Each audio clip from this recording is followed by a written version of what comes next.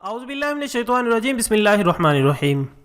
नाज़रीन इकराम, जब कसूर में ज़ैनब और 7 दूसरी बच्चियों के कातिल की गिरफ्तारी DNA के जरिए मुमकिन हुई तो इस मौका पर बहुत से लोगों के जहनों में यह सवाल उठना शुरू हुआ कि DNA के जरिए किसी शख्स की शनाख्त कैसे की जा सकती है।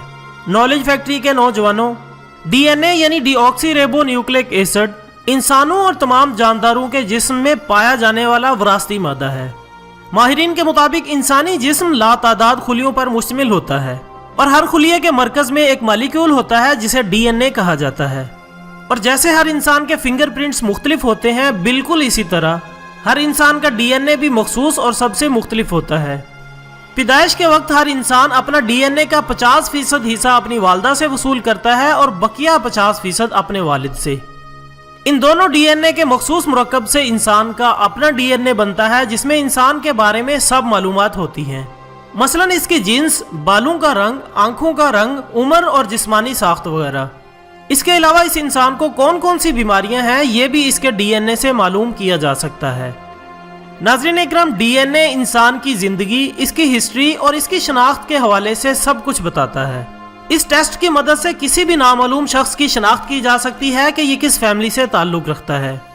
टेस्ट और शनाख्त के लिए मतलूबा शख्स के बाल, खून, हड्डी और गोश्त के नमूने लिए जाते हैं। इसके अलावा ऐसी अशिया से भी DNA टेस्ट मुमकिन है जिस पर इस शख्स के फिंगरप्रिंट्स और दीगर निशानात हों। नाज़रीन इकराम, माहिरीन का कहना है कि DNA के अमल में तहकीकाती अफसर का काम बड़ी अहमियत का हामिल है। जाए वक़ुआ से हासिल किए जाने वाले बायोलॉजिकल नमूने जो ही DNA लेबॉर्ट्री पहुंचते हैं तो वहां बड़ी एहतियात से इंसानी मालिक्यूल यानी DNA हासिल कर लिए जाते हैं। जिस शख्स का DNA टेस्ट मकसूद हो, इसके बाल, खून और गोश्त या इनमें से किसी एक चीज़ का नमूना लिया जाता है और फिर इन खुलियों से DNA अलग करके इसकी लाखों कापियां बना ली जाती हैं। इन लाखों कापियों की मदद से DNA की जांच बेहतर और शफाफ तरीके से हो सकती है। इसके बाद PCR मशीन, फिर जेनेटिकल एनालाइजर मशीन पर DNA टेस्ट के मुख्तलिफ मराहिल मुकम्मल करके इन टेस्टों से कंप्यूटराइज नताइज हासिल किए जाते हैं जो मतलूबा शख्स का DNA प्रोफाइल कहलाता है। अब इस शख्स की DNA प्रोफाइल को जाए वक़ुआ से मिलने वाले फिंगरप्रिंट्स या DNA से मैच किया जाता है। अगर दोनों के DNA यानी जाए वक़ुआ से मिलने वाले DNA और मशकूक शख्स के DNA मैच कर जाएं तो मुजरिम की शनाख्त कन्फर्म हो जाती है। नाज़रीन इकराम, DNA टेस्ट के बाद किसी शक व शुबे की बिल्कुल गुंजाइश नहीं रहती।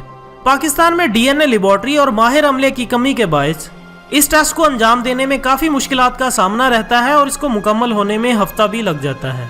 इसके साथ ही आज की वीडियो का इख्तिताम होता है। कल एक नए टॉपिक के साथ दोबारा हाजिर होंगे, तब तक के लिए इजाज़त दीजिएगा।